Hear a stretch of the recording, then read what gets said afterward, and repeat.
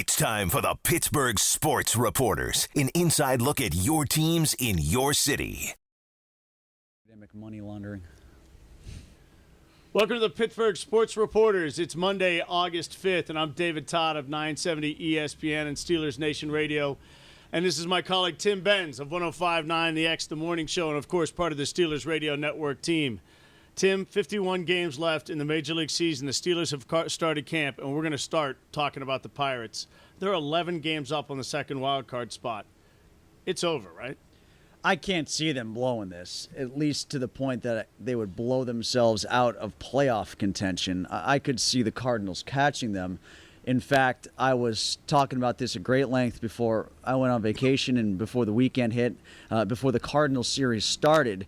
It was top of mind for me to remind people that there's a long, long way to go in this. And I understand and I wholly embrace the notion that this was the biggest series in PNC Park history.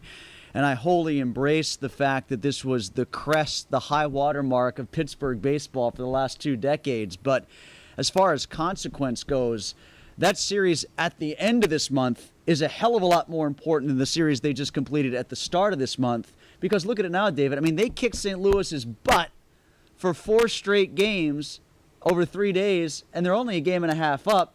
You know, that series was so devastating to St. Louis that they scored 44 runs in 4 games. So for as fun as it was, and it was fun, it wasn't, in my opinion, a defining moment of the season yet. I think the script will be written a hell of a lot more in 25 days or so. No doubt that it was, I think you hit it right on. It was the most fun series in PNC Park history, but we knew regardless, I mean, the only outcome that would have been a disaster is getting swept because they're still in it and they have so many games to go.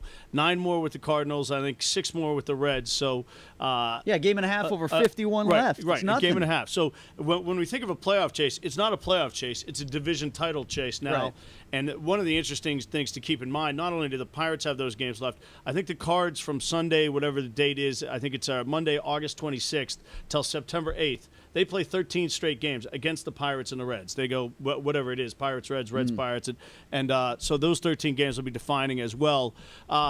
Saturday, Lariano pitches a gem. AJ comes back and goes complete game, the second of the season. I'll keep tossing this question out there because I think it's entertaining. The Pirates may well be in this one-game wild card. If you're looking at it, what things are most important to you? Looking at how AJ and Lariano match up with the Reds, do you say, AJ's our spiritual leader, he's the guy who's the energy guy? Do you take into account where the game is being played? You're talking about a one-game playoff? Yeah, Pirates and the Reds, one game. Who's getting the ball between those two? Because I just want to know what you're going to think is important. Do you say AJ's our guy and he goes, or Lariano's pitch better, or are you going to look at the lineups and the matchups and the other things with the Cincinnati Reds? I think you look lefty-righty. Yeah. A little bit has to come into play. And Park, does that matter? I don't know if Park might matter a little bit. In general, I lean towards Liriano now, and I think they play better behind Liriano too. Well, let me ask you this. Some guy asked me this on the show or over the weekend on my Facebook page. He said, I don't like going with Burnett because the Pirates don't give him run support. I can't get behind that idea. You could say a guy, they play defensively differently behind a different guy. Run support, that's the pitcher on the other side. That doesn't come into play for me. The other thing about it, and you're right, there's a trend there, and we've seen this with various pitchers over various years. For whatever reason, the players don't hit well when they're out there, and you can say it's about the other pitcher on the other side, and that's more so the case than not. But there also seems to be some sort of non-statistical, non-sabermetric thing about sometimes players don't give support to their best pitchers because they go into a lull and they think they don't have to. The bigger issue to me, though, is Liriano seems to be a little bit more steady right now. We've seen AJ, like for instance, when he went to Cincinnati and had the really bad start, just have bad innings that the team can't come back from. I also look at Francisco Liriano. I see a guy that can hold runners on better. So yes, if it comes down, no doubt. I think that's a big part of it. That's a big component of it too. So in general, right now, I'm leaning towards Liriano. But as we just pointed out, there's 51 more games to go. 8 or 9 starts each. Exactly. Let's see where they are arm-wise, health-wise, flow-wise by that point. Tim, we haven't had a chance to talk since the trade deadline. Came and went last Wednesday. Not only did the Pirates not get anything done except for acquiring a minor league backup infielder, nobody got anything done across the board. 4 guys moved. 3 of them were pitchers. All the acquiring teams and all the deals were American League teams.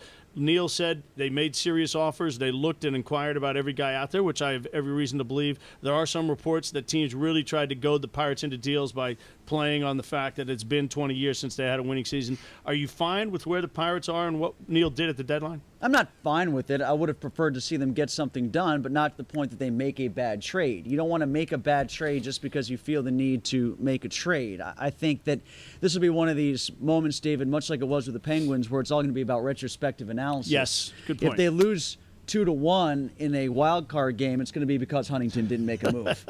It's because he didn't get a right field. Can't win, right? Even if Jose Tabata goes 4 for 4 and is Right. playing in right field, that's Right. what people will say. Well, then you should have gotten the first baseman. That'll be the way people think. Kind of like it was with the Penguins, where they ended up losing in the Eastern Conference Finals, and they blamed the trades, even though it was Sid not scoring, Gino not scoring, Letang not playing well, Kunitz not playing great. Fleury not even in the net. Fleury not in the net, and Pascal Dupuis hitting the pipe a couple times. So I do think that a lot of times we attach the analysis to the result as opposed to figuring out process. why the result really happened. And I was laughing out loud on Twitter when I was on the road watching and doing searches over and over again on my phone, Pirates, trade, and seeing people tweet things to the effect of, well, I hope the Pirates don't make a deal because then it could wind up like the Penguins. Well, the Penguins won their division, won 2 rounds, and got to the finals of their conference. The Pirates haven't won a playoff round since 1979, okay? And they haven't won a division since 1992. The equation, it doesn't meet. There's different sets of analysis to be applied to both franchises. I think you're right about if you're going to have an analysis, you got to analyze the process, the results. We'll see what happens, and then we'll be results based, looking at it from behind. So the Pirates, they get off today. They get a 3 games with Miami, and then they go 13 out of 16 on the road. We'll see what happens there as well. They got some work to do. But we talk about playoff chasers, but again, it's who could believe we're sitting here as Steeler camp is 1 week old, and we're kind of conceding the Pirates are not only over 500, which nobody's even talking about, they're going to be in the playoffs. Yeah, it's funny. There's a sign outside of, I can't remember what kind of rental store it was. I think it's like a golf cart rental store or something like that on 30 as you're heading towards training camp. The sign Who knew?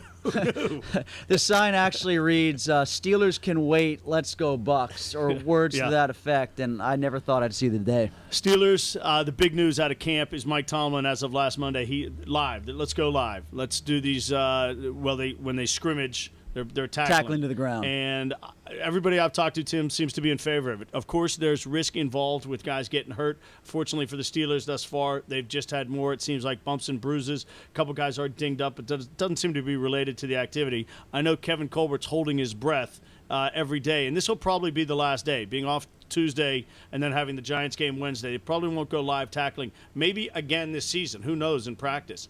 But are you good with where they are right now?